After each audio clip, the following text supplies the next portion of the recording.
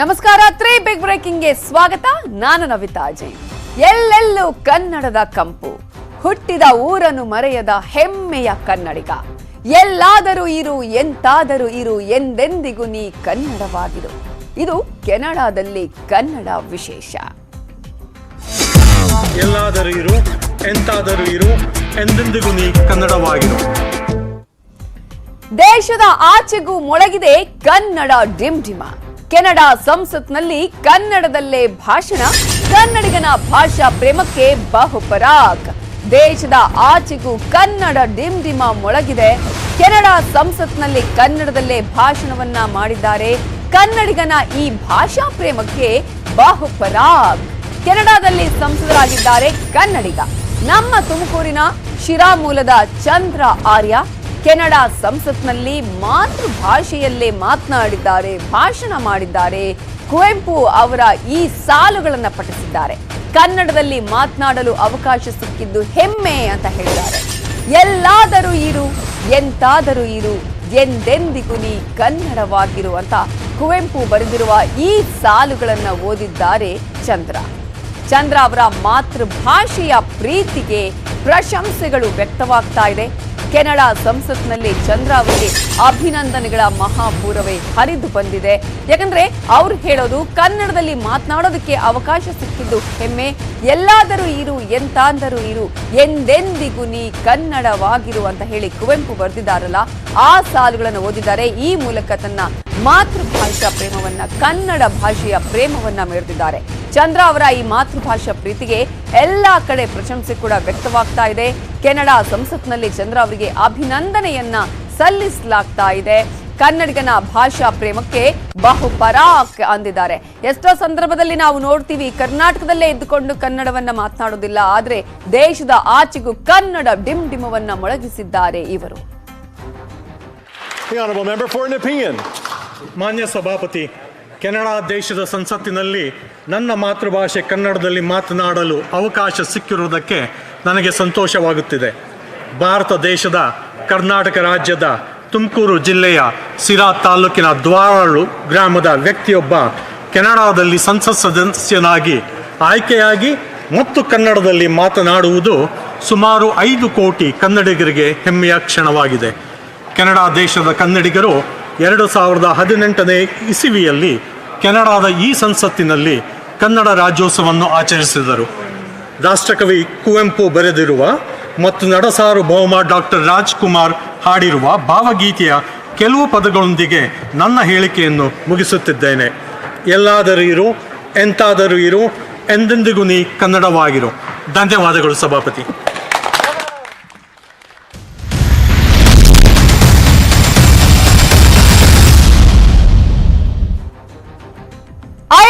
ಅಧಿಕಾರಿ ರೋಹಿಣಿ ಸಿಂಧೂರಿಗೆ ಮತ್ತಷ್ಟು ಸಂಕಷ್ಟ ಎದುರಾಗುತ್ತಾ?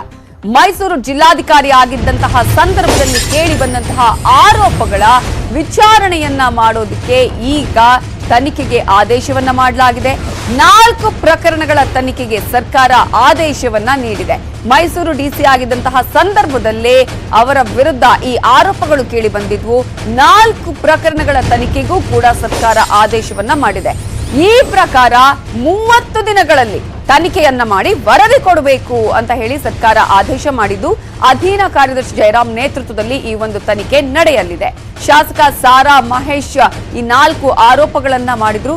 ಪ್ರಮುಖವಾಗಿ ಅದರಲ್ಲಿ ಪರಿಸರ ಸ್ನೇಹಿ ಬಟ್ಟೆ ಬ್ಯಾಗ್ ಖರೀದಿಯ ಹಗರಣದ ಒಂದು ಆರೋಪ, ಇನ್ನು ಸರ್ಕಾರಿ ನಿವಾಸದಲ್ಲಿ ಸ್ವಿಮ್ಮಿಂಗ್ ಪೂಲ್ ನಿರ್ಮಾಣ ಮಾಡಿರುವಂತದ್ದು, ಜಿಮ್ ನಿರ್ಮಾಣ ಮಾಡಿರುವಂತದ್ದು, ಪಾರಂಪರಿಕ ಕಟ್ಟಡಕ್ಕೆ ಹಾನಿ ಮಾಡಿದಂತಹ ಆರೋಪದ ಜೊತೆಗೆ ಬಹಳ ಪ್ರಮುಖವಾದಂತಹ ಒಂದು ಆರೋಪ, ಕೊರೋನಾ ಸೋಂಕಿತರ ಸಾವಿನ ಸಂಖ್ಯೆಯನ್ನ ಮುಚ್ಚಿಟ್ಟಿದ್ದಾರೆ ರೋಹಿಣಿ ಸಿಂಧೂರಿ ಅನ್ನುವಂತಹ ಆರೋಪವನ್ನ ಮಾಡಲಾಗಿತ್ತು. ಇದೇ 4 ಪ್ರಕರಣಗಳಿಗೆ ಸಂಬಂಧಪಟ್ಟ ಹಾಗೆ ಈಗ ಸರ್ಕಾರ ತನಿಖೆಗೆ ಆದೇಶವನ್ನ ಮಾಡಿದೆ. ಚಾಮರಾಜನಗರ ಆಕ್ಸಿಜನ್ ದುರಂತ ಪ್ರಕರಣಕ್ಕೆ ಸಂಬಂಧಪಟ್ಟಂತೆ 30 ದಿನದಲ್ಲಿ 4 ಪ್ರಕರಣಗಳ ವರದಿಗೆ ಸೂಚನೆಯನ್ನ ಕೊಟ್ಟಿದೆ ಸರ್ಕಾರ. ಅಧೀನ ಕಾರ್ಯದರ್ಶಿ ಜಯರಾಮ್ ಅವರ ನೇತೃತ್ವದಲ್ಲಿ ತನಿಖೆಗೆ ಆದೇಶವನ್ನ ಮಾಡಿದ್ದು, 4 ಕೇಸ್ಗಳು ಸ್ವಿಮ್ಮಿಂಗ್ ಪೂಲ್, ಜಿಮ್ 50 ಲಕ್ಷ ರೂಪಾಯಿ ಖರ್ಚು ಮಾಡಿ ಆ ಒಂದು ಸ್ವಿಮ್ಮಿಂಗ್ ಪೂಲ್ ಜಿಮ್ ಅನ್ನ ನಿರ್ಮಾಣ ಮಾಡಿರುವಂತದ್ದು, ಟೈಲ್ಸ್ ನ ಖರ್ಚು ನೋಡೋದಾದ್ರೆ 16.35 ಲಕ್ಷ ದುಂದು ವೆಚ್ಚವನ್ನ ಮಾಡಿರುವುದು, ಜಲಸನ್ನಿಧಿಯ ಪಾರಂಪರಿಕ ಕಟ್ಟಡಕ್ಕೆ ಹಾನಿ ಮಾಡಿರುವಂತಹ ಒಂದು ಆರೋಪ, ಇನ್ನು ಕೊರೋನಾದಿಂದ ಮೃತಪಟ್ಟವರ ಸಂಖ್ಯೆಯಲ್ಲಿ ತಪ್ಪು ಲೆಕ್ಕವನ್ನ ಕೊಟ್ಟಿದ್ದಾರೆ. 2021 ಮೇ ತಿಂಗಳಲ್ಲಿ ತಪ್ಪು ಲೆಕ್ಕವನ್ನ ಕೊಟ್ಟಿರುವಂತಹ ಆರೋಪ ಕೂಡ ಐಎಎಸ್ ಅಧಿಕಾರಿ ರೋಹಿಣಿ ಸಿಂಧೂರಿ ಅವರ ಮೇಲೆ ಕೇಳಿ ಬಂದಿತ್ತು. 969 ಬದಲಾಗಿ 238 ಮಂದಿ ಕೊರೋನಾದಿಂದ ಸಾವನ್ನಪ್ಪಿದ್ದಾರೆ ಅನ್ನುವಂತಹ ಲೆಕ್ಕವನ್ನ ಕೊಟ್ಟು ಸಾವನ್ನಪ್ಪಿರುವವರ ವಿವರಣೆಯಲ್ಲಿ ತಪ್ಪು ಮಾಹಿತಿಯನ್ನ ನೀಡಿದ್ದಾರೆ ಅನ್ನುವಂತಹ ಆರೋಪವನ್ನ ಕೂಡ ಮಾಡಲಾಗಿತ್ತು. ಇನ್ನು ಚಾಮರಾಜನಗರದ ವಿಚಾರ ನಿಮ್ಗೆಲ್ಲರಿಗೂ ಕೂಡ ಗೊತ್ತೇ ಇದೆ. ಆಕ್ಸಿಜನ್ ದುರಂತ ಪ್ರಕರಣಕ್ಕೆ ಸಂಬಂಧಪಟ್ಟ ಹಾಗೆ ಆಕ್ಸಿಜನ್ ಅನ್ನ ಕಳುಹಿಸೋದಿಕ್ಕೆ ಡಿಸಿಗೆ ಅಂದ್ರೆ ಅಲ್ಲಿನ ಚಾಮರಾಜನಗರ ಡಿಸಿ ಹೇಳಿದ್ರು ಕೂಡ ಇವರು ಅಲ್ಲಿ ಅಡ್ಡಿ ಮಾಡಿದ್ರು ಅನ್ನುವಂತಹ ಒಂದು ಆರೋಪ ಕೂಡ ಇತ್ತು. ಸೊ ಈಗ 24 ಮಂದಿ ಆಕ್ಸಿಜನ್ ಇಲ್ಲದೆ ಸಾವಿನ ಏನು ಪ್ರಕರಣ ಆಯ್ತಲ್ಲ ಆ ಒಂದು ಆರೋಪ ಕೂಡ ರೋಹಿಣಿ ಸಿಂಧೂರಿ ಅವರ ಮೇಲೆ ಕೇಳಿ ಬಂದಿತ್ತು. ಆಕ್ಸಿಜನ್ ಅನ್ನು ಕಳಿಸೋದಿಕ್ಕೆ ಇವರು ಅಡ್ಡಿ ಮಾಡಿದ್ರು, ನಮ್ಮ ಜಿಲ್ಲೆಯಿಂದ ಮತ್ತೊಂದು ಜಿಲ್ಲೆಗೆ ಕಳುಹಿಸಬಾರದು ಅನ್ನುವಂತಹ ಒಂದು ಆದೇಶವನ್ನು ಅಧಿಕಾರಿಗಳಿಗೆ ಮಾಡಿದ್ರು ಅಂತ. ಇನ್ನು ಬಟ್ಟೆ ಬ್ಯಾಗ್ ಖರೀದಿಯಲ್ಲಿ ಅವ್ಯವಹಾರ ಮಾಡಿರುವಂತಹ ಆರೋಪ ಕೂಡ ಕೇಳಿ ಬಂದಿದೆ. 14,71,458 ಬಟ್ಟೆ ಬ್ಯಾಗ್ ಹಾಗೂ ₹5 ಹಾಗೂ ₹10 ಬೆಲೆಯ ಬ್ಯಾಗ್ ಅನ್ನ ತಲಾ ಒಂದು ಬ್ಯಾಗ್ಗೆ ₹53 ಕೊಟ್ಟು ಖರೀದಿಸಿದ್ದಾರೆ ಅನ್ನುವಂತಹ ಆರೋಪ. ಪಾಲಿಕೆ ಸ್ಥಳೀಯ ಸಂಸ್ಥೆಗಳ ಒಪ್ಪಿಗೆಯನ್ನ ಪಡೆಯದೆ ಇದನ್ನ ತೆಗೆದುಕೊಂಡಿದ್ದಾರೆ ₹53 ಕೊಟ್ಟು ಅನ್ನುವಂತಹ ಆರೋಪ ಕೂಡ ಕೇಳಿ ಬಂದಿದೆ. ಈ ಮೂಲಕ ಈಗ ಸರ್ಕಾರ ಈ 4 ಪ್ರಕರಣಗಳಿಗೆ ಸಂಬಂಧಪಟ್ಟ ಹಾಗೆ ತನಿಖೆಗೆ ಆದೇಶವನ್ನ ಮಾಡಿದೆ. ಈ ಮೂಲಕ ಐಎಎಸ್ ಅಧಿಕಾರಿ ರೋಹಿಣಿ ಸಿಂಧೂರಿಗೆ ಸಂಕಷ್ಟ ಎದುರಾಗತ್ತಾ? ಈಗ ಅನೇಕ ಕಡೆಗಳಲ್ಲಿ ಅವರಿಗೆ ಸಾಕಷ್ಟು ಬಾರಿ ಅವರಿಗೆ ಅಡೆತಡೆಗಳು ಆಗಿತ್ತು, ಅನೇಕ ಆರೋಪಗಳು ಕೇಳಿ ಬಂದಿತ್ತು. ಸಾಕಷ್ಟು ಕೆಎಟಿ ಅಲ್ಲಿ ಅವರು ಹೋಗಿ ಅದನ್ನ ವಿಚಾರಣೆಗಳನ್ನ ಮಾಡಿಸ್ಕೊಂಡು ತನ್ನ ಪಾಲಿಗೆ ಮಾಡ್ಕೊಂಡಿದ್ದನ್ನು ಕೂಡ ನಾವು ನೋಡಿದ್ವಿ. ಸೊ ಇದರ ಬಗ್ಗೆ ಮಾತನಾಡೋದಕ್ಕೆ ನಮ್ಮ ಜೊತೆಗೆ ಶಾಸಕರಾಗಿರುವಂತಹ ಸಾರಾ ಮಹೇಶ್ ಅವರು ಫೋನ್ ಸಂಪರ್ಕದಲ್ಲಿದ್ದಾರೆ. ನಮಸ್ತೆ ಸರ್. ನಮಸ್ತೆ ಮೇಡಮ್. ಸರ್, ನೀವು ಈ ಹಿಂದೆ ಕೂಡ ಒಂದಷ್ಟು ಆರೋಪಗಳನ್ನ ಮಾಡಿದ್ರಿ, ಏನೇನು ಆಗಿದೆ ಅಂತ ಹೇಳಿ ರೋಹಿಣಿ ಸಿಂಧೂರಿ ಅವರ ವಿಚಾರಕ್ಕೆ ಸಂಬಂಧಪಟ್ಟ ಈಗ ಸರ್ಕಾರ ಆದೇಶವನ್ನ ಮಾಡಿದೆ, ಅಧೀನ ಕಾರ್ಯದರ್ಶಿ ಅವರು ತನಿಖೆಯನ್ನ ಮಾಡಬೇಕು ಅಂತ ಹೇಳಿ. ಮೊದಲನೇದಾಗಿ ಏನ್ ಹೇಳೋದಕ್ಕೆ ಬಯಸ್ತೀರಿ? ಇಲ್ಲ, ಪ್ರಿನ್ಸಿಪಲ್ ಸೀನಿಯರ್ IAS ಆಫೀಸರ್ ಮಾಡಬೇಕು ಅಂತ ಮಾಡಿದ್ದಾರೆ. ಹೌದು. ಇದು ಮೇಡಮ್ ಕಾನೂನಲ್ಲಿ ಎಲ್ಲರೂ ಒಂದಲ್ಲ ಒಂದ್ ರೀತಿ ಉತ್ತರ ಹೇಳಲೇಬೇಕು. ನಾನ್ ತಪ್ಪು ಮಾಡ್ಲಿ, IAS ಅವ್ರು ಮಾಡ್ಲಿ, IPS ಅವ್ರು ಮಾಡ್ಲಿ, ಮಂತ್ರಿಗಳು ಮಾಡ್ಲಿ, MLAಗಳು ಮಾಡ್ಲಿ, ಎಲ್ಲರಿಗಿಂತ ಡಾಕ್ಟರ್ BR ಅಂಬೇಡ್ಕರ್ ಅವ್ರು ಕೊಟ್ಟಿರುವಂತ ಸಂವಿಧಾನ ದೊಡ್ಡದು. ಇಲ್ಲಿ ಅವ್ರು ಎಲ್ಲಾ ರಾಜಕಾರಣಿಗಳು ಭ್ರಷ್ಟರಲ್ಲ, ಎಲ್ಲ ಅಧಿಕಾರಿಗಳು ಕೂಡ ಭ್ರಷ್ಟರಲ್ಲ. ಆದ್ರೆ ಅವರು ಅಧಿಕಾರಿಗಳು ಹೇಳಿದ ತಕ್ಷಣ ಸಾರ್ವಜನಿಕವಾಗಿ ಜನ ನಂಬುವಂತ ವ್ಯವಸ್ಥೆ ಇದೆ ರಾಜಕಾರಣಿಗಳ ಮೇಲೆ. ಅದಕ್ಕೆ ಪ್ರೂವ್ ಆಗ್ಬೇಕು. ನನ್ನ ಮೇಲಿರೋ ಅವ್ರು ಹೇಳಿದ್ದ ಆರೋಪಗಳು ಕೂಡ ಈಗ ಎಂಕ್ವೈರಿ ನಡೀತಾ ಇದೆ, ರಿಪೋರ್ಟ್ ಬರುತ್ತೆ. ಅಲ್ಲೂ ಅದು ಗೋಮಾಳನ ರಾಜಕಾಲುವೆನ ತೀರ್ಮಾನ ಆಗ್ಬೇಕು. ಅವ್ರ ಮೇಲೆ ನಾನೇನ್ ಆರೋಪ ಮಾಡಿದ್ದೆ, ಅವರು ಯಾವುದೇ ಭೂಮಾಫಿಯಾ ಒತ್ತಡದಿಂದಲ್ಲ ಆಗಿತ್ತು ವರ್ಗಾವಣೆ, ಅವರು ಸಸ್ಪೆಂಡ್ ಆಗ್ಬೇಕಿತ್ತು, ಅವರು ಸೆಂಟ್ರಲ್ ಗವರ್ನಮೆಂಟ್ ಇಲಾಖೆಯಿಂದನೇ ರಿಮೂವ್ ಆಗ್ಬೇಕಿತ್ತು. ಅಷ್ಟು ಆರೋಪಗಳು ಮತ್ತೆ ಅವ್ರು ಮಾಡಿರ್ತಾರೆ. ಚಾಮರಾಜನಗರದಲ್ಲಿ ಜನ ಸಾಯ್ಲಿಕ್ಕೆ ಆಕ್ಸಿಜನ್ ನ ಕೊಡದೇನೆ ಆಗಿರುವಂತದ್ದು, ಇಲ್ಲಿ ಡೆತ್ ರೇಟ್ ಅನ್ನ ಮುಚ್ಚಿಟ್ಟಿರುವಂತದ್ದು, 1,000 ಸತ್ತಿರೋದು. ನಾನು ಎಲ್ಲ ಬೆರಿಯಲ್ ಗ್ರೌಂಡ್ ಅಲ್ಲಿ ತಂದಿದ್ದೀನಿ, ಅದು ಡೆತ್ ಸರ್ಟಿಫಿಕೇಟ್ ಕೋವಿಡ್ ಇಂದ ಕೊಟ್ಟಿದ್ದೀನಿ. 298 ಅಂತ ಇವ್ರು ದಾಖಲಾತಿ ಮಾಡಿದ್ರು. ಆದ್ರೆ 700ನ್ನ ಮುಚ್ಚಿಟ್ಟಿದ್ದಾರೆ. ಈಗ ಅವ್ರಿಗೆಲ್ಲ ಸೆಂಟ್ರಲ್ ಗವರ್ನಮೆಂಟ್ 1 ಲಕ್ಷ ಕೊಡ್ತಲ್ಲ, ಈಗ ಅವ್ರು ಯಾರಿಗೂ ಕೊಟ್ಟಿಲ್ಲ. ಇವ್ರೇನ್ 238 ಜನ ಕೊಟ್ಟಿದ್ರು, 298 ಜನ ಅಷ್ಟಕ್ಕೆ ಮಾತ್ರ ಬಂದಿದೆ. ಇನ್ನು 700 ಜನಕ್ಕೆ ಕೊಟ್ಟಿಲ್ಲ. ಆ 700 ಕುಟುಂಬದ ಕಥೆ ಇದೆಲ್ಲವೂ. ಆಮೇಲೆ ಇನ್ನೊಬ್ರು ಈಗಿರುವಂತ DC-ನೋ ಇಲ್ಲ ಹಿಂದಿದ್ರಲ್ಲ ಅಭಿರಾಮ್ ಶಂಕರ್ ಅವರು, ಈ ತರದವ್ರು ಯಾರು ಇದ್ದಿದ್ರೆ ನಮ್ಮ ಮೈಸೂರು ಜಿಲ್ಲೆನಲ್ಲಿ ಇನ್ನೊಂದಷ್ಟು ಡೆತ್ ರೇಟ್ ನ ಕಮ್ಮಿ ಮಾಡ್ಬೋದಿತ್ತು. ಇವ್ರು ಆಚೆಗೆ ಹೋಗ್ಲಿಲ್ಲ. ಅದನ್ನ ನಾವು ಪ್ರಶ್ನೆ ಮಾಡಿದ್ರೆ ಅದೇನೋ ಫೇಕು ಅದೆಲ್ಲ ಅದೆಂತದ್ದು ಇವು ಸೋಷಿಯಲ್ ಮೀಡಿಯಾ ಅವನ ಕ್ರಿಯೇಟ್ ಮಾಡ್ಕೊಂಡು ನಮ್ಮ ಮೇಲೆಲ್ಲ ಮಾತಾಡ್ಸಿ ಅದೇನೋ ಕಂಬ್ಯಾಕ್ ಅಂತ ಹೇಳಿ ಎಲ್ಲ ಈಗ ಅವೆಲ್ಲ ಜನಕ್ಕೆ ಸತ್ಯಾಸತ್ಯತೆ ಗೊತ್ತಾಗಬೇಕು.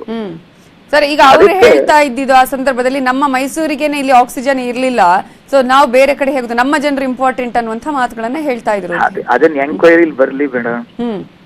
ಸೀನಿಯರ್ IAS ಆಫೀಸರ್ ಹಾಕಿದ್ದಾರೆ, ಎಂಕ್ವೈರಿಲಿ ಬರ್ಲಿ. ಈಗ ಸ್ವಿಮ್ಮಿಂಗ್ ಪೂಲ್ ಆಗಿರ್ಬೋದು, ಜಿಮ್ ವಿಚಾರಕ್ಕೂ ಕೂಡ ದಾಖಲೆಗಳನ್ನ ಕೊಡ್ತೀರಾ ಸರ್? ಹೇಗೆ ಕೊಟ್ಟಿದೀವಲ್ಲ ಮೇಡಮ್, ಈಗ ಕೊಟ್ಟಿರೋದ್ರ ಮೇಲೆನೆ ಎಂಕ್ವೈರಿ ಸ್ಟಾರ್ಟ್ ಆಗಿರೋದು. ಜನ ಕೋವಿಡ್ ಬಂದು ಊಟಕ್ಕೆ ಮೆಡಿಸಿನ್ ಗಿಲ್ದೇನೆ ಸಾಯೋ ಟೈಮಲ್ಲಿ 50 ಲಕ್ಷ ರೂಪಾಯಿ ಸ್ವಿಮ್ಮಿಂಗ್ ಪೂಲು, ಇದು ಹೆರಿಟೇಜ್ ಬಿಲ್ಡಿಂಗ್ ನ ಯಾರ ಅನುಮತಿ ಇಲ್ದೇನೆ ನವೀಕರಣ ಮಾಡ್ಕೊಂಡು ಒಬ್ಬ ಕ್ಲಾಸ್ 2 ಆಫೀಸರ್ಸ್ 50,000 ರೂಪಾಯಿ ಸಂಬಳ. ಇವರು ಹಿಂದಿದ್ದಂತ DC-ಗಳದೆಲ್ಲ 5,000 ರೂಪಾಯಿ ಬರ್ತಿತ್ತು KEB ಬಿಲ್. ಇವ್ರದ್ದು 50,000 ರೂಪಾಯಿ ಬಂದಿದೆ ಪ್ರತಿ ತಿಂಗಳ. ಇದೆಲ್ಲ ಏನು ತನಿಖೆ ಆಗ್ಬೇಕಲ್ವ ಮೇಡಮ್? ಸಾರ್ವಜನಿಕ ಹಣ. ನಾನ್ ತಪ್ಪು ಮಾಡ್ಲಿ, ಅವ್ರು ತಪ್ಪು ಮಾಡ್ಲಿ, ಇನ್ನೊಬ್ರು ತಪ್ಪು ಮಾಡ್ಲಿ, ಅದಕ್ಕೆ ಸಾರ್ವಜನಿಕರಿಗೆ ಗೊತ್ತಾಗಬೇಕು. ನಾವ್ ಯಾರಿಗೂ ಶಿಕ್ಷೆ ಆಗ್ಬೇಕು ಅಂತಿಲ್ಲ, ಬಟ್ ಮತ್ತೆ ರಿಪೀಟ್ ಆಗಬಾರ್ದು. ತನಿಖೆಯಲ್ಲಿ ಸತ್ಯಾಸತ್ಯತೆ ಬಯಲಾಗಬೇಕು ಅಂತ ಬಯಲಾಗ್ಬೇಕು. Thank you so much news 18 ಜೊತೆ ಮಾತನಾಡಿದಕ್ಕಾಗಿ. ಶಸ್ತ್ರಾಸ್ತ್ರ ತರಬೇತಿಗೆ big twist, news 18 mega exclusive. ಕೊಡಗಿನ ಶಾಲೆಯಲ್ಲಿ ಆಗಿದ್ದೇನು? ದುಬೈನಿಂದ ಫೋನ್ ಮಾಡಿದ್ಯಾರು? ಆ 3 ವಿದ್ಯಾರ್ಥಿಗಳು ಮಾಡಿದ್ದೇನು? ಬೇರೆಲ್ಲೂ ಇಲ್ಲದ ಸ್ಫೋಟಕ ಸುದ್ದಿ, ದುಬೈ ಅಂಡ್ 3 ವಿದ್ಯಾರ್ಥಿನಿಯರು.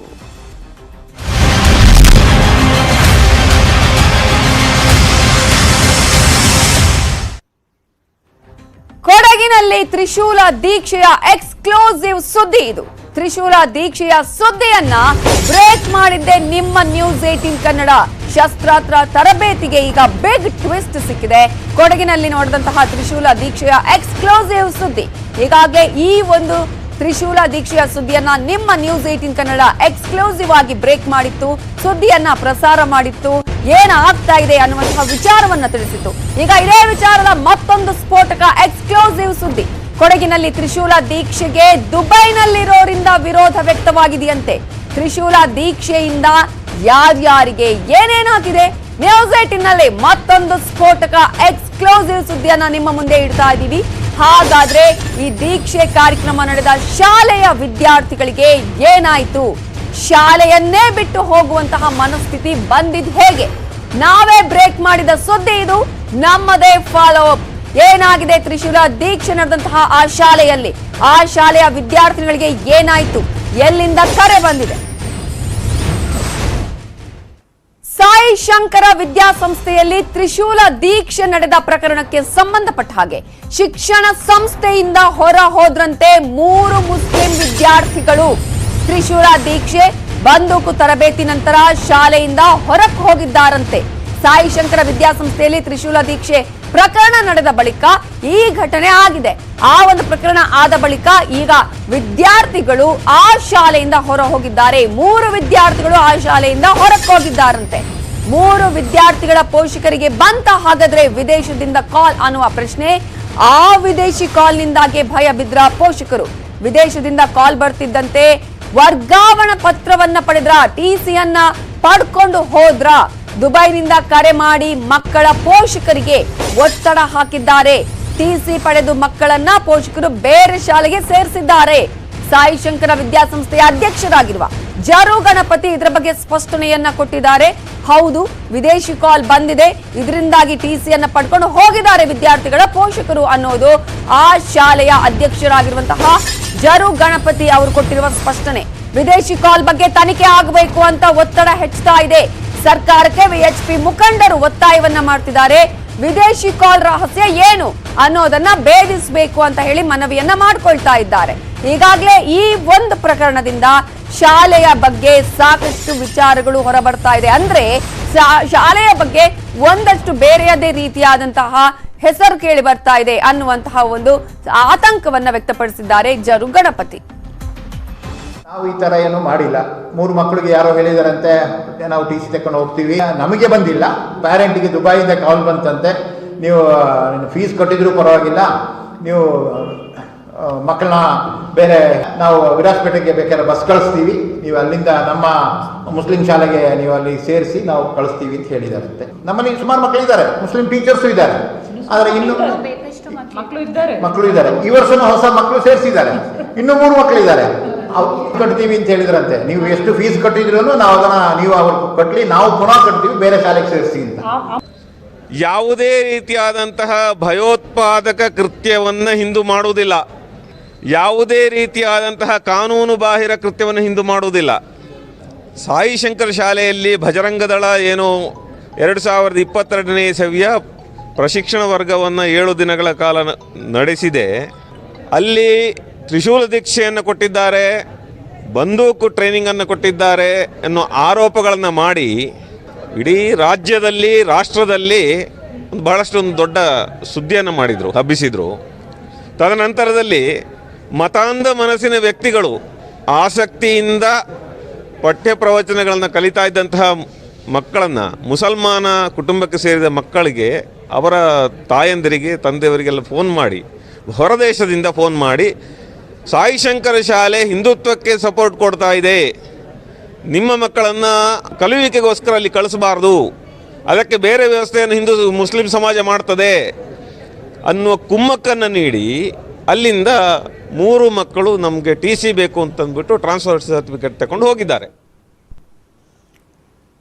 ಹಾಗಾದ್ರೆ ಶಾಲೆಯಲ್ಲಿ ಆಗಿದ್ದೇನು? ಆ ವಿದ್ಯಾರ್ಥಿಗಳಿಗೆ ಕರೆ ಬಂದಿದ್ದು ಎಲ್ಲಿಂದ? ಆ ವಿದ್ಯಾರ್ಥಿಗಳು ಹೋಗೋದಕ್ಕೆ ಏನ್ ಕಾರಣ? ಇವೆಲ್ಲದರ ಬಗ್ಗೆ ಮಾತನಾಡೋದಕ್ಕೆ ಸಾಯಿ ಶಂಕರ ವಿದ್ಯಾಸಂಸ್ಥೆಯ ಅಧ್ಯಕ್ಷರಾಗಿರುವಂತಹ ಜರು ಗಣಪತಿ ಅವರು ನಮ್ಮ ಜೊತೆ ಈಗ ನೇರ ಸಂಪರ್ಕದಲ್ಲಿದ್ದಾರೆ.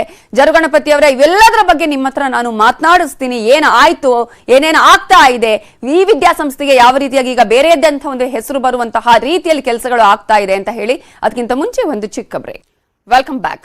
ಸಾಯಿ ಶಂಕರ ವಿದ್ಯಾಸಂಸ್ಥೆಯಲ್ಲಿ ಪ್ರಶಿಕ್ಷಣ ವರ್ಗ ತರಬೇತಿಯನ್ನ ನೀಡಲಾಗಿದೆ ಅನ್ನುವಂತಹ ಕಾರಣಕ್ಕಾಗಿ ಈಗ ಅಲ್ಲಿನ ವಿದ್ಯಾರ್ಥಿಗಳು 3 ವಿದ್ಯಾರ್ಥಿಗಳು TCಯನ್ನ ಪಡ್ಕೊಂಡು ಹೋಗಿದ್ದಾರಂತೆ. ಇದರ ಬಗ್ಗೆ ಮಾತನಾಡೋದಕ್ಕೆ ನಮ್ಮ ಜೊತೆ ಈಗ ಸಾಯಿ ಶಂಕರ ವಿದ್ಯಾಸಂಸ್ಥೆ ಅಧ್ಯಕ್ಷರಾಗಿರುವಂತಹ ಜರು ಗಣಪತಿ ಅವರು ನೇರ ಸಂಪರ್ಕದಲ್ಲಿದ್ದಾರೆ. ನಮಸ್ತೆ.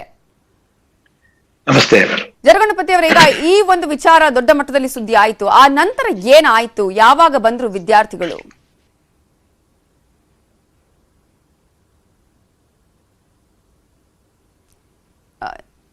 ನಿಮ್ಮ ಮಾತು ಕೇಳಿಸ್ತಾ ಇಲ್ಲ, ಆಡಿಯೋ ಮ್ಯೂಟ್ ಆಗಿದೆ ಅಂತ ಅನ್ಸುತ್ತೆ. ಒಂದ್ಸಲ ಸರಿ ಮಾಡ್ಕೋಬಹುದಾ ಜರು ಗಣಪತಿ ಅವರೇ? ನಿಮ್ಮ ವಾಯ್ಸ್ ಕೇಳಿಸ್ತಾ ಇಲ್ಲ. ಮಾತನಾಡಿಸ್ತೀನಿ ನಾನು ಜರು ಗಣಪತಿ ಅವರ ಹತ್ರ. ಈಗಾಗಲೇ ಪ್ರಶಿಕ್ಷಣ ವರ್ಗ ತರಬೇತಿಯನ್ನ ನೀಡಲಾಗಿತ್ತು 1 ವಾರಗಳ ಕಾಲ ಅಲ್ಲಿ. ಆದ್ರೆ ಇದೇ ಒಂದು ತರಬೇತಿ ಆದ ನಂತರ ಆ ಶಾಲೆಯಲ್ಲಿರುವಂತಹ ಮುಸ್ಲಿಂ ವಿದ್ಯಾರ್ಥಿಗಳು TCಯನ್ನ ಪಡ್ಕೊಂಡು ಹೊರ ಹೋಗಿದ್ದಾರಂತೆ. 3 ಮುಸ್ಲಿಂ ವಿದ್ಯಾರ್ಥಿಗಳಿಗೆ ದುಬೈನಿಂದ ಕರೆ ಬಂದಂತ ಹೇಳಿ. ಜರು ಗಣಪತಿ ಅವರೇ ಮಾತನಾಡಿ, ಈಗಲೇ ಕೇಳ್ತಾ ಇರ್ಲಿಲ್ಲ ನಿಮ್ಮ ವಾಯ್ಸ್, ಮಾತಾಡಿ. ಈಗ ನಿಮ್ಗೆಲ್ಲ ಗೊತ್ತಿರೋ ಹಾಗೆ ಶಾಲೆಯಲ್ಲಿ ಹಿಂದೂ, ಮುಸ್ಲಿಂ, ಕ್ರಿಶ್ಚಿಯನ್ ಅಂತ ಹೇಳೋ ಭಾವನೆ ಇರೋದಿಲ್ಲ ಅಲ್ವಾ? ಈಗ ನಮ್ಮಲ್ಲಿ 2018ರಲ್ಲಿ ಕೊಡಗಿನಲ್ಲಿ ಭೂಕುಸಿತ ಆದಾಗ ನಾವು ನಮ್ಮ ಶಾಲೆಯವರು 140 ವಿದ್ಯಾರ್ಥಿಗಳಿಗೆ ಉಚಿತವಾಗಿ ಅವರಿಗೆ ಎಲ್ಲಾ ಫೆಸಿಲಿಟೀಸ್ ಅನ್ನ ಕೊಟ್ಟು ನಾವು 3 ವರ್ಷಗಳ ಕಾಲ ಅವ್ರನ್ನ ನಾವು ಫ್ರೀ ಆಗಿ ಮಾಡಿದೀವಿ ಅಲ್ವಾ? ನಾವ್ ಆಗ ಯಾರನ್ನೋ ನೀನು ಹಿಂದೂ, ಮುಸ್ಲಿಮ, ಕ್ರಿಶ್ಚಿಯನ್ ಅಂತ ಕೇಳಿ ನಾವು ತಕೊಂಡಿಲ್ಲ. ನಮ್ಮ ವಿದ್ಯಾಸಂಸ್ಥೆ ಅದು. ಈಗ ಯಾವ್ದೋ ಪ್ರಕರಣ ಬಂದಿದೆ, ಕೇಳ್ತಾ ಇದೆಯಲ್ಲ ಮೇಡಮ್? ಕೇಳ್ತಿಸ್ತಾರೆ, ನೀವು ಕಂಟಿನ್ಯೂ ಮಾಡಿ. ಈಗ ತ್ರಿಶೂಲ ಆಗಿದೆ, ಅಲ್ಲಿ ಏನೋ ಇದ್ ಮಾಡ್ತಾ ಇದ್ದಾರೆ, ಭಯೋತ್ಪಾದಕಗೆ ಕುಮ್ಮಕ್ಕು ಕೊಡ್ತಾ ಇದ್ದಾರೆ ಅಂತ ಹೇಳುವ ಉದ್ದೇಶದಿಂದ ಮಾಧ್ಯಮದಲ್ಲಿ ಬರ್ತಾ ಇದೆ. ನಿಜವಾಗಿಯೂ ಆ ತರದ ಯಾವುದೂ ಅಲ್ಲಿ ನಮ್ಮ ಸಂಸ್ಥೆ ಕ್ಯಾಂಪಸ್ ಒಳಗಡೆ ನಡೆದಿಲ್ಲ. ನಮ್ಮಲ್ಲಿ ಅವರಿಗೆ ಬಜರಂಗ ದಳಕ್ಕೆ ನಾವು ಫೆಸಿಲಿಟೀಸ್ ಕೊಟ್ಟಿದ್ವಿ. ಮತ್ತೆ ನಮ್ಮಲ್ಲಿ 1000 ಮಕ್ಕಳಿದ್ದಾರೆ. ಅದರಲ್ಲಿ 1 ವಿದ್ಯಾರ್ಥಿ ಆಗಲಿ, 1 ಸ್ಟಾಫ್ ಆಗಲಿ ನಮ್ಮ ಸಂಸ್ಥೆಯವರು ಅದರಲ್ಲಿ ಪಾಲ್ಗೊಳ್ಳಲಿಲ್ಲ. ರಜೆ ಇದ್ದ ಕಾರಣ ನಮ್ಮ ಸಂಸ್ಥೆಯನ್ನ ಮಾತ್ರ ಅವ್ರಿಗೆ ಬಿಟ್ಕೊಟ್ಟಿದ್ದೀವಿ ಹೊರತು ನಮ್ಮ ಸ್ಟಾಫ್ ಆಗಲಿ ನಮ್ದು ಒಂದೇ ಒಂದು ಸಿಂಗಲ್ ವಿದ್ಯಾರ್ಥಿ ಅದರಲ್ಲಿ ಪಾಲ್ಗೊಂಡಿಲ್ಲ. ಆದ್ರೆ ಈ ಮಾಧ್ಯಮದ ಸುದ್ದಿ ಬಂದಾಗ ಇದು ಒಂದು ಹಿಂದೂ ಸಂಸ್ಥೆ, ಇದರಲ್ಲಿ ಏನೋ ಇದು ಇದೆ ಅಂತ ಹೇಳುವ, ಭಯೋತ್ಪಾದಕಕ್ಕೆ ಕುಮ್ಮಕ್ಕು ಕೊಡ್ತಾ ಇದೆ ಅಂತ ಹೇಳುವಂತ ಒಂದು ಘಟಕ ಬಂದಿದೆ ಈಗ. ಅದರಿಂದ ನಮ್ಮಲ್ಲಿ ಮೊನ್ನೆ ನಮ್ಮ HM ಬಂದು ನಮ್ಗೆ ಹೇಳಿದ್ರು, ಯಾವ್ದೋ ಒಂದು ಪ್ಯಾರೆಂಟ್ ದುಬೈಯಿಂದ ನಮಗೆ ಫೋನ್ ಬಂದಿದೆ, ನಿಮ್ಮ ಮಕ್ಕಳನ್ನ ಅಲ್ಲಿ ಸೇರಿಸಬೇಡಿ, ಬೇರೆ ಕಡೆ ಸೇರಿಸಿ, ಅದು ಹಿಂದೂ ಶಾಲೆ, ಅಲ್ಲಿ ಹಿಂದೂಗಳು ಮಾತ್ರ ಇರ್ಲಿ, ನಮ್ಮನ್ನ ಬೇಡ ಅಂತ ಹೇಳಿ ಬೇರೆ ಕಡೆಗೆ ಸೇರಿಸ್ಲಿ ಅಂತ ಹೇಳಿದ್ದಾರೆ. ಹೇಳಿದ್ದೆ ಸರ್, ಅಂದ್ರೆ ಯಾರಿಗೆ ಕಾಲ್ ಬಂದಿತ್ತಂತೆ? HM ಗೆ ಕಾಲ್ ಬಂದು HM ಗೆ ಪ್ಯಾರೆಂಟ್ಸ್ ಹೇಳಿದ್ರು ಬಂದು, ಹಾಗಾಗಿ ನಾವು TC ತಕೊಳ್ತೀವಿ ಅಂತ ಹೇಳಿ 3 ಮಕ್ಕಳು ಈಗಾಗಲೇ TC ತಕೊಂಡು ಬೇರೆ ಕಡೆ ಶಾಲೆಗೆ ಸೇರಿದ್ದಾರೆ. ಇನ್ನು ಈ ವರ್ಷನೂ ಸ್ವಲ್ಪ ಮುಸ್ಲಿಂ ಮಕ್ಕಳು ನಮ್ಮಲ್ಲಿ ಸೇರಿದ್ದಾರೆ, ಆಲ್ರೆಡಿ ಇದ್ದಾರೆ ಮುಸ್ಲಿಂ ಮಕ್ಕಳು ಅಡ್ಮಿಟ್ ಆಗಿದ್ದಾರೆ. ಅವರ ಪ್ಯಾರೆಂಟ್ ಹೇಳಿದ್ರು ನಮಗೂ ಬಂದಿತ್ತು ಫೋನು, ಆದ್ರೆ ನಾವು ನಿಮ್ಮಲ್ಲೇ ಇರ್ಲಿ, ಯಾಕಂದ್ರೆ ನಿಮ್ಮಲ್ಲಿ ಫೀಸ್ ಎಲ್ಲ ಕಟ್ಟಿ ಆಗಿದೆ, ನಾವು ಅವ್ರಿಗೂ ಹೇಳಿದೀವಿ. ಆಗ ಅವ್ರು ಹೇಳಿದ್ರು ಫೀಸ್ ಕಟ್ಟಿ ಆದ್ರೂ ಪರವಾಗಿಲ್ಲ, ದುಡ್ಡು ನಾವು ಪುನಃ ಅದನ್ನ ಬೇರೆ ಕಡೆಗೆ ಸೇರಿಸಿ ನಾವು ದುಡ್ಡು ಕೊಡ್ತೀವಿ ಅಂತ ಹೇಳಿದ್ದಾರೆ ಅಂತ ಆ ಪ್ಯಾರೆಂಟ್ HM ಗೆ ಹೇಳಿದ್ರು. ಮತ್ತೆ ಆ ಪ್ಯಾರೆಂಟ್ ಹೇಳಿದ್ರು ನಿಮ್ಮ ಗ್ಯಾರಂಟಿ ಇದ್ರೆ, ನೀವು ನಮ್ಗೆ ಸೆಕ್ಯೂರಿಟಿ ಕೊಡೋ ತರ ಇದ್ರೆ ನಾವು ಮಕ್ಕಳನ್ನ ಕರ್ಕೊಂಡು ಹೋಗೋದಿಲ್ಲ ಅಂತ ಹೇಳಿ ಹೊಸ ಸೇರಿಸಿದಂತ ಪ್ಯಾರೆಂಟ್ ಭರವಸೆ, ನೀವು ಭರವಸೆ ಕೊಟ್ರೆ ನಾವು ಆ ಮಕ್ಕಳನ್ನ ಇಲ್ಲೇ ಸೇರಿಸಿದೀವಿ ಅಂತ ಹೇಳಿದ್ದಾರೆ. ಈಗಾಗಲೇ ನಮ್ಮಲ್ಲಿ ಸುಮಾರು ಮುಸ್ಲಿಂ ಮಕ್ಕಳಿದ್ದಾರೆ, ಟೀಚರ್ಗಳಿದ್ದಾರೆ, ಮುಸ್ಲಿಂ ಟೀಚರ್ಗಳು ಇದ್ದಾರೆ ಈಗ ಆಲ್ರೆಡಿ. ಈ ತರ ನಡೀತಾ ಇದೆ. ಇದಕ್ಕೆ ದಯವಿಟ್ಟು ಶಾಲೆಗೆ, ನಾನು ಅದನ್ನ ಎಲ್ಲರನ್ನ ಕೇಳ್ತಾ ಇರೋದು, ಶಾಲೆಗೆ ಜಾತಿನ ಬೆರೆಸಬೇಡಿ, ರಾಜಕೀಯ 3 ವಿದ್ಯಾರ್ಥಿಗಳು TC ಪಡ್ಕೊಂಡು ಹೋಗಿದ್ರೆ, ಅದೇ ರೀತಿಗೆ ಬೇರೆ ವಿದ್ಯಾರ್ಥಿನ ಪೋಷಕರಿಗೂ ಕೂಡ ಬಂದಿದೆ ಅಂತ ಹೇಳಿ ಥ್ರೆಟ್ನಿಂಗ್ ಮಾಡಿದ್ರಂತ ಸರ್, ಹೇಗೆ ಅಂತ ಹೇಳಿ? ಇಲ್ಲ, ಥ್ರೆಟ್ನಿಂಗ್ ಮಾಡಿದ್ರು ಅಂತ ಹೇಳಿಲ್ಲ. ಅವ್ರು ಹೇಳಿದ್ರು ಅಲ್ಲಿಗೆ ಸೇರ್ಸ್ಬೇಡಿ, ಹಿಂದೂ ಸಂಸ್ಥೆ ಅದು, ನೀವು ಬೇರೆ ಮುಸ್ಲಿಂ ಸಂಸ್ಥೆ ಬೇರೆ ಕಡೆ ಇದೆ ಅಲ್ಲಿಗೆ ಸೇರ್ಸಿ ಅಂತ ಹೇಳಿದ್ದಾರೆ. ಹಾಗೆ ಇವ್ರು ಹೇಳಿದಾರೆ ಇಲ್ಲ ನಾ ಫೀಸ್ ಕಟ್ಬಿಟ್ಟಿದ್ದೀನಿ ಅಂತ. ಇಲ್ಲ, ಫೀಸ್ ನಾವೇ ಬೇಕಾದ್ರೆ ಅಲ್ಲಿಗೂ ನಾವೇ ಇದ್ ಮಾಡ್ತೀವಿ, ನೀವು ಫೀಸ್ ಕಟ್ಟಿದ್ರು ಪರವಾಗಿಲ್ಲ ಅಂತ. ಬಟ್ ಆ ಪ್ಯಾರೆಂಟ್ ನಮ್ ಜೊತೆ HM ಜೊತೆ ಫೋನ್ ಮಾಡಿ ಹೇಳಿದ್ದಾರೆ, ನೀವು ನಮಗೆ ಸೆಕ್ಯೂರಿಟಿ ಕೊಡೋ ತರ ಧೈರ್ಯ ಕೊಟ್ರೆ ನಾವು ಇಲ್ಲೇ ಇರಿಸ್ಕೊಳ್ತೀವಿ ಅಂತ ಹೇಳಿದ್ದಾರೆ ಪ್ಯಾರೆಂಟ್ಸ್. ಹಾಗಾಗಿ ಹೊಸ ಅಡ್ಮಿಷನ್ ಆದ ಮಕ್ಕಳಲ್ಲಿ ಇದ್ದಾರೆ, ಇಲ್ಲೇ ಇದ್ದಾರೆ ನಮ್ಮಲ್ಲಿ ಆಲ್ರೆಡಿ 3 ಹಳೆ ವಿದ್ಯಾರ್ಥಿ. ಆ ಹಳೆ ವಿದ್ಯಾರ್ಥಿಯಲ್ಲಿ ಒಂದು ವಿದ್ಯಾರ್ಥಿಗೆ ನಾವು 3 ವರ್ಷನೂ ಫ್ರೀ ಆಗಿ ಎಜುಕೇಶನ್ ಕೊಟ್ಟಿದೀವಿ. ಮೊಹಮ್ಮದ್ ರಿಜ್ವಾನ್ ಅಂತ ಹೇಳೋ ಒಂದು ಹುಡುಗನಿಗೆ ನಾವು 3 ವರ್ಷ ನಾವು ಟೋಟಲಿ ಫ್ರೀ ಆಗಿ ಎಜುಕೇಶನ್ ಕೊಟ್ಟಿದೀವಿ. ಈಗ ಹೊರ ಹೋದವರಲ್ಲಿ ಒಬ್ಬನಿಗೆ, ಹೊರ ಹೋದ ಒಬ್ಬ 4ನೇ ಕ್ಲಾಸ್ ವಿದ್ಯಾರ್ಥಿಗೆ ನಾವು 3 ವರ್ಷ, ಫಸ್ಟ್ ಸೆಕೆಂಡ್ ಥರ್ಡ್ 3 ವರ್ಷನೂ ನಾವು ಅವರಿಗೆ ಟೋಟಲಿ ಫ್ರೀ ಎಜುಕೇಶನ್ ಕೊಟ್ಟಿದೀವಿ. ಆದ್ರೆ ಈ ವರ್ಷ ಅವರು ಹೋಗಿದ್ದಾರೆ, ಬಟ್ ಅವರು ಪಾಪ ಅವರ ಯಾವ್ದೋ ಒತ್ತಡ ಇರ್ಬೋದೇನೋ ಗೊತ್ತಿಲ್ಲ. ಅವರು ಈ ವರ್ಷ 3 ಮಕ್ಕಳು ಹೋಗಿದ್ದಾರೆ. ಆದ್ರೆ ಕರೆ ಬಂದಂತ ಹೇಳಿದ್ರಂತ ಸರ್? ಹೌದು, ಅವ್ರ ಪ್ಯಾರೆಂಟ್ HM ಗೆ ಫೋನ್ ಮಾಡಿ ನಮ್ಗೆ ದುಬೈಯಿಂದ ಕರೆ ಮಾಡಿದ್ರು. ದುಬೈಯಿಂದ ಹೇಳಿದ್ರು ನಾವೇ ದುಡ್ಡು ಕಳಿಸ್ತೀವಿ, ನೀವು ಫೀಸ್ ಕಟ್ಟಿದ್ರು ನಾವೇ ದುಡ್ಡು ಕಳಿಸ್ತೀವಿ ಅಂತ ಹೇಳಿದ್ರು. ಆದ್ರೆ ಅದೇ ನಮ್ಮಲ್ಲಿ ಮಕ್ಕಳಿದ್ದಾರೆ, ಅದಕ್ಕೇನು. ನೀವೀಗ ತನಿಖೆಗೆ ಏನಾದ್ರು ಒತ್ತಾಯ ಮಾಡ್ತೀರಾ ಸರ್, ಹೇಗೆ ಅಂತ ಹೇಳಿ ಕಂಪ್ಲೇಂಟ್ ಮಾಡ್ತೀರಾ? ನಾವು ಅದನ್ನ ತನಿಖೆ ಮಾಡುವಂತ ಅವಶ್ಯಕತೆ ನಮಗೆ ಇದೆ. ನಮಗೆ ಮಕ್ಕಳು ಬಂದ್ರೆ ನಾವು ಸೇರಿಸ್ಕೊಳ್ತೀವಿ. ಈ ವರ್ಷ ಕಳೆದ ವರ್ಷಕ್ಕಿಂತ ಹೆಚ್ಚಿನ ಮಕ್ಕಳು ಸೇರಿದ್ದಾರೆ ಈ ವರ್ಷ ನಮ್ಮ ಶಾಲೆಗೆ. ನಮ್ಗೆ ಎಲ್ಲ ಯಾರು ಬಂದ್ರು ನಾವು ಸೇರಿಸ್ಕೊಳ್ತೀವಿ, ನಾವು ಜಾತಿ ಕೇಳೋದೇನಿಲ್ಲ. ಸರ್, ಈಗ ಏನ್ ಗೊತ್ತಾ ಸರ್, ಈಗ ಅವ್ರಿಗೆ ದುಬೈಯಿಂದ ಕರೆ ಮಾಡಿದ್ ಯಾರು? ಅವರ ಏನಾದ್ರು ರಿಲೇಟಿವ್ಸ್ ಏನಾದ್ರು ಮಾಡಿದ್ರ, ಅಥವಾ ಬೇರೆ ಕಡೆಯದ್ದೇ ಆದಂತಹ ಒಂದು ಪ್ರಕರಣನ, ಹೇಗೆ ಅಂತ ಹೇಳಿ? ಅದನ್ನ ನೀವು ಆ ಪೋಷಕರನ್ನ ಕೇಳ್ಬೇಕು. ನಾವು ಅವರನ್ನ ಮಾತನಾಡಿಸುವಂತ ಪ್ರಯತ್ನ ಮಾಡ್ತಾ ಇದೀವಿ ಸರ್, ಅವರಿಗೂ ಕೂಡ ಕರೆಯನ್ನ ಮಾಡಿ ಅವರನ್ನ ಇದ್ರ ಬಗ್ಗೆ ಸ್ಪಷ್ಟನೆ ಕೇಳುವಂತ ಪ್ರಯತ್ನ ಮಾಡ್ತಾ ಇದೀವಿ. ಯಾಕಂದ್ರೆ ನೀವು ಅವ್ರನ್ನೇ ಕೇಳ್ಬೇಕಾಗುತ್ತೆ, ಯಾಕಂದ್ರೆ ನಮಗೆ ಫೋನ್ ಬಂದಿಲ್ಲ. ನಮ್ಮ ಪೋಷಕರು ನಮಗೆ HM ಗೆ ಹೇಳಿದ್ದಾರೆ, ಈ ತರ ನಮ್ಗೆ ಕರೆ ಬಂದಿದೆ, ನಾವು ಆಲ್ರೆಡಿ ಫೀಸ್ ಕಟ್ಟಿ ಆಗಿದೆ ಮೇಡಮ್ ಅಂತ ಹೇಳಿ ಪೋಷಕರು ಫೋನ್ ಮಾಡಿದ್ದಾರೆ. ಓಕೆ, ಧನ್ಯವಾದಗಳು ಸರ್ ನ್ಯೂಸ್ 18 ಜೊತೆ ಮಾತನಾಡಿದ್ದಕ್ಕಾಗಿ. ಈಗಾಗಲೇ ತನಿಖೆಗೆ ಕೂಡ ಒತ್ತಾಯವನ್ನ ಮಾಡ್ತಾ ಇದ್ದಾರೆ ಸಾಯಿ ಶಂಕರ ವಿದ್ಯಾಸಂಸ್ಥೆಯ ಅಧ್ಯಕ್ಷರಾಗಿರುವಂತಹ ಜರು ಗಣಪತಿ ಅವರು. ಈಗೊಂದು ಚಿಕ್ಕ ಬ್ರೇಕ್ ಆದ್ಮೇಲೆ ಉಳಿದ ಅಪ್ಡೇಟ್ಸ್. Welcome back.